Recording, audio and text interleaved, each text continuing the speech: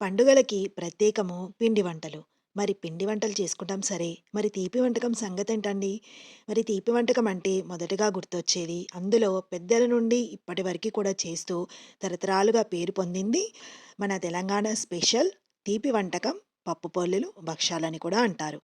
మరి పప్పు పోలేలు ఏ విధంగా ప్రిపేర్ చేసుకోవాలో ఇవాల్టి వీడియోలో మీతో షేర్ చేసుకోబోతున్నాను. సో, ఆలస్యం చేయకుండా ఏ విధంగా ప్రిపేర్ చేసుకోవాలో చూద్దామా? Welcome back to our channel my home my choice. నేను మీ సమత. ఈ పప్పు పోలేలు మా ఇంట్లో పూజ ఉందండి. అందుకని చేయించాము కాబట్టి ఎక్కువ క్వాంటిటీలో చేయించాము. సో, ప్రొసీజర్ అయితే చూడండి. మీరు చేసుకునేటప్పుడు మీకు అవసరం ఉన్నంత క్వాంటిటీ తీసుకోండి. ఇక్కడ నేను పప్పు పొల్లేల కోసమని శనగపప్పు 4 కేజీలు తీసుకున్నాను.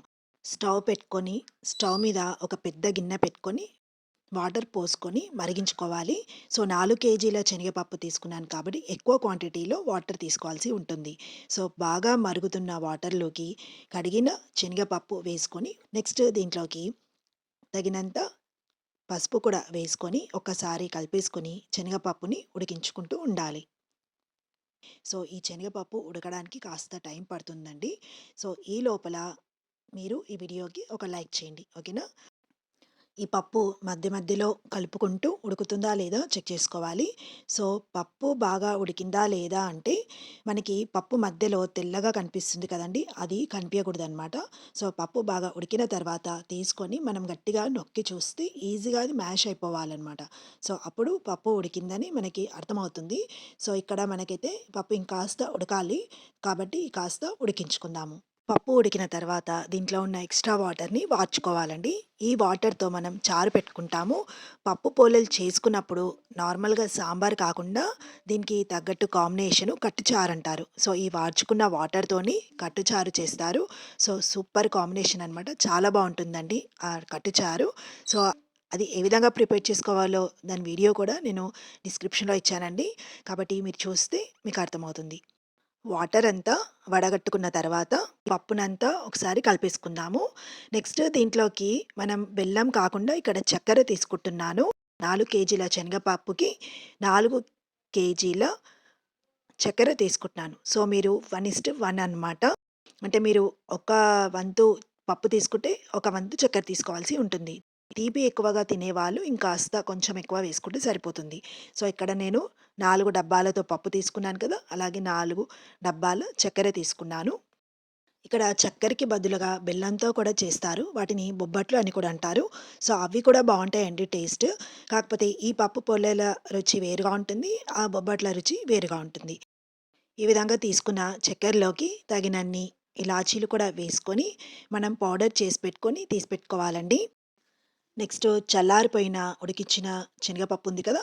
దాన్ని మిక్సీ వేసుకోవాలి. సో, ఎక్కువ క్వాంటిటీ కాబట్టి మేము పప్పుని మిక్సీ వేసుకోవడానికని బయటికిచ్చాము. ఈ విధంగా పప్పుని సన్నగా, మెత్తగా మనకి మిక్సీ వేసి ఇచ్చారండి. సో, ఈ విధంగా మెత్తగా ఉన్న ఈ పప్పులోకి ఆల్రెడీ మనం షుగర్ పౌడర్ చేసి పెట్టుకున్నాం కదా! అది దీంట్లోకి వేసుకొని బాగా కలుపుకోవాలనమాట. సో, మొత్తం కలిసిపోవాలి. మీకు షుగర్ ఏమైనా తక్కువగా అనిపిస్తే ఇంకాస్త షుగర్ పౌడర్ యాడ్ చేసుకొని కలుపుకోవచ్చు. సో, పప్పుని అండ్ షుగర్‌ని ఒకే దగ్గర మిక్సీ వేసినప్పుడు ఒకలాగా ఉంటుంది. ఈ విధంగా సెపరేట్‌గా వేసుకుంటే ఒకలాగా ఉంటుంది. సో, మీరు వేసి చూడండి తేడా మీకే తెలుస్తుంది. పప్పుని కలుపుకున్నాం కదండీ! ఇది పక్కన పెట్టేద్దాము. నెక్స్ట్ దీంట్లోకి పిండిని కలుపుకుందాం. ఈ విధంగా మనకి బయట ఎక్కడైనా దొరుకుతుంది. పూరి పిండి అంటారు కదా! సూపర్ పిండి అని. సో, అది వాడాలి. ఇది కాకుండా బయట మైదా పిండి కూడా దొరుకుతుంది. సో, తేడా తెలవకుండా మైదా పిండి వాడతారండి చాలామంది. బట్ అది మంచిది కాదు. సూపర్ పిండి, పూరి పిండి అంటే ఇది ఇస్తారనమాట. సో, ఈ పిండిని యూజ్ చేసుకోవడం మంచిది. ఈ విధంగా దీంట్లోకి లైట్‌గా salt and oil, water add చేసుకుంటూ బాగా మెత్తగా ఉండే విధంగా తడిపి పెట్టుకోవాలి. సో, భక్షాలు చేసుకోవాలనుకున్నప్పుడు ఈ విధంగా పప్పు పిండి, అలాగే ఈ భక్షాల పిండి 2 కూడా సమాన క్వాంటిటీలో తీసుకొని, ఈ విధంగా స్ప్రెడ్ చేసుకొని, దీంట్లోకి ఈ పప్పు ముద్దను పెట్టుకొని, వీడియోలో చూయిస్తున్నట్టుగా పప్పు పోలలు చేసుకోవాలండి. సో, చాలామంది ఒత్తుకుంటారు. లేదంటే ఈ విధంగా రోలర్‌తో చేసుకుంటారు. లేదంటే మనకి పిండి పౌడర్ వేసుకొని కూడా చేస్తారు. సో, ఎలా చేసినా పప్పు పోలలు చేసుకోవడం ఒకటే. కాకపోతే ఇక్కడ మేము వీళ్ళతో చేయించాం కాబట్టి వీళ్ళు చాలా పెద్ద సైజులో చేశారనమాట.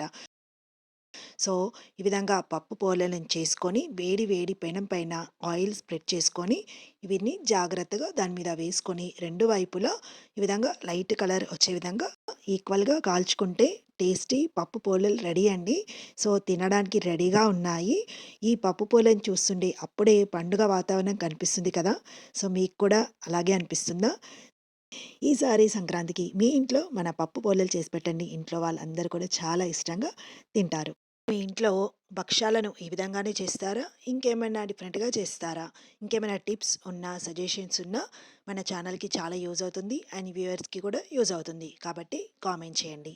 అండ్ మన ఛానల్‌లో ఈ పప్పు పోలేలతో పాటు బొబ్బట్లు కూడా చేశాను. మరిన్ని స్వీట్ రెసిపీస్, మరిన్ని పిండి వంటలు కూడా చేశాము. వాటి వీడియోస్ లింక్ నేను డిస్క్రిప్షన్‌లో ఇస్తానండి. మీరు వీలైతే అక్కడ చూసి ట్రై చేయండి. మరి ఈ వీడియో మీకు నచ్చితే లైక్ చేయండి. అంతేకాదు మీ ఫ్యామిలీ, ఫ్రెండ్స్ అందరికీ కూడా ఫార్వర్డ్ చేయండి. అలాగే వీడియో కింద హైప్ బటన్ ఉంటుందండి. అది ప్రెస్ చేయడం మర్చిపోవద్దు. మరిన్ని మంచి మంచి రెసిపీస్ కోసం మన ఛానల్‌ని సబ్స్క్రైబ్ చేసుకోండి. నెక్స్ట్ టైం మరొక మంచి రెసిపీతో మళ్ళీ కలుద్దాము మన ఛానల్‌లో. అప్పటి వరకు నమస్తే. Thank you so much. Bye.